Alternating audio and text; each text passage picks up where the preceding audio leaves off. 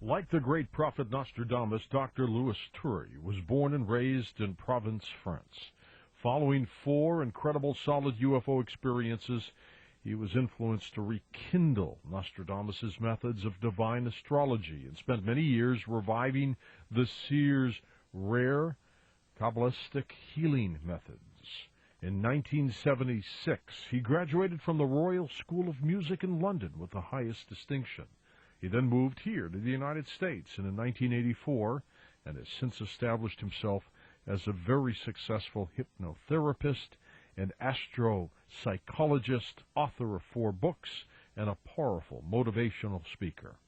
In 1993, he received a metaphysical doctorate from the Progressive Universal Life Church based in Sacramento, California.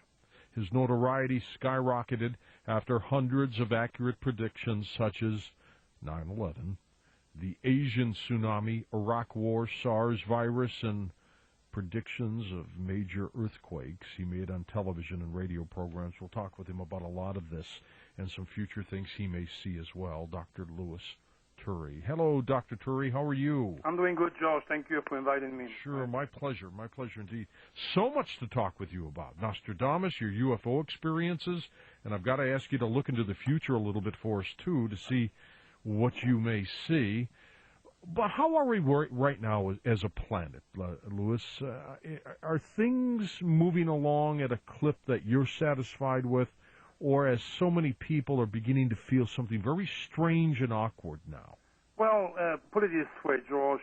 It takes 2,000 years for one planet to impact the world and its psyche, including all his experiences.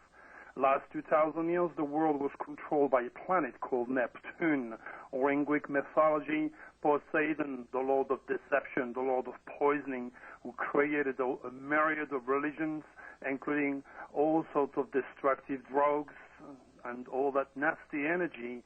And since 1945, a new planet took over. This planet is called Uranus, or the new age of Aquarius. And this planet is very, very different in nature to Neptune, as it regulates the geniuses. This planet holds computers, electronics, the future of mankind, the UFO phenomenon. It regulates the technology advancement that we have. So, to put it to you straight, in less than 50 years under the jurisdictions of this incredible planet, the world and mankind has made more discovery, more progress than the last 2,000 years spent under Neptune. You know, you have, you sound so much alike Dr. Jacques Vallée. Thank you. I appreciate that. I mean, and I've been trying to get him on the program. He doesn't want to talk about the UFOs anymore. So this is the closest we'll get to him, just with you, Louis. Well, I tried to compensate with my own UFO experience. But as I said, the world is going through tremendous changes. And regardless of what I call the Earth change lunacy in the year 2012 ahead of us, I don't believe that God put us on Earth to die of a drastic, dramatic nature, blowing up type of deceiving doctrines. I believe the future is the reincarnation of the thought. I believe through the superconscious in time and space, we do have the power to create our destiny, and it's important to keep a positive thought process. Let's talk a little bit, if we can, Dr. Turi, about some of your predictions. First and foremost, how does this happen with you? Well, again, it's like asking Mozart or Beethoven how they play piano, or if there is any schools that create Einstein. You have your gift, George, because you were set by the universal mind to do what you do best. In my case, I have the ability to tap on the archetypal program of consciousness following those 4 incredible experiences where I was downloaded all those informations. And again, it would appear for those who do not know me, that maybe I'm not running properly upstairs, but I can assure you that I have full proof of what I'm going to divulge tonight, and you will have the proof of my predictions very soon, in 2 or 3 days for that matter. Well, and you've documented a lot of things in the past, and that, to me, is what is so uncanny about people, good people, who know how to prophesize, Well, because their past record is the book of their accuracy, well, and you've got some. yeah, well, George, you belong to those people who have a good mind and a lot of practicality. 99.9 of the people walking this earth don't have the UCI advanced.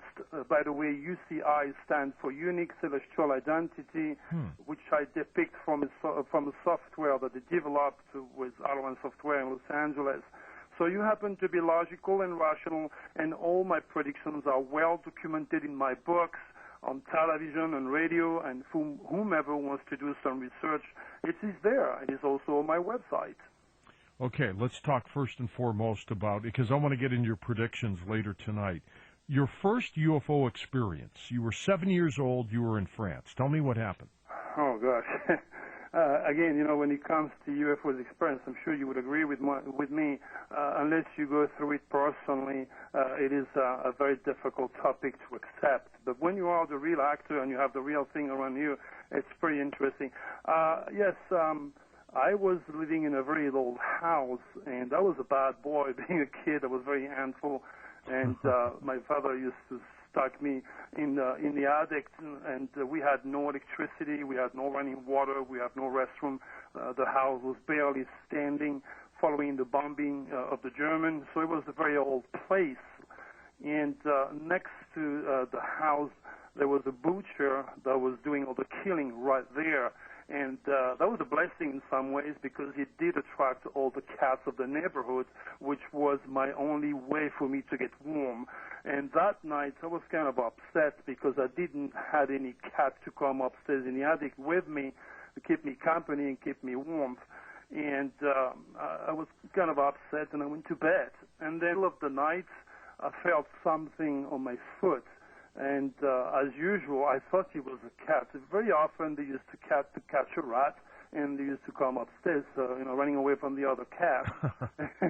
And I didn't want to get out and reach the cat because I managed to, gather some warmth under the blanket, and we had no window, we had no lights. I could only have light from the street, and I felt something on my foot.